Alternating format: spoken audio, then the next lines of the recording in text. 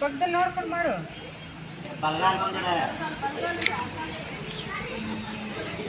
ಗಣೇಶ ಯಾಕೆ ನೋಡ್ರಿ ಗಂಡು ಮಕ್ಕಳ ಪಕ್ಕಲ್ಲ ಅಂತ ನೋಡ್ರಿ.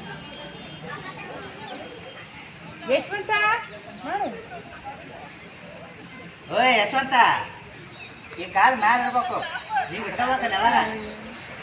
ಈಗ ಎರಡು ಕಾಲುಗಳನ್ನ ಕೂಡಿಸ್ರಿ. ಹಿಂದೆ ಕೂಡಿಸ್ರಿ ಈಗ ಎರಡು ಕಾಲನ್ನ. ನಿಮ್ಮ ಮಕ್ಕಳವನ್ನ ನೋಡ್ಕೋಬೇಕು.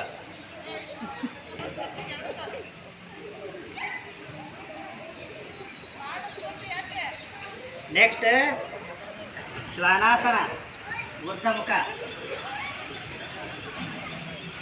ಮೇಲ್ ನೋಡ್ರಿ ಸೂರ್ಯನ್.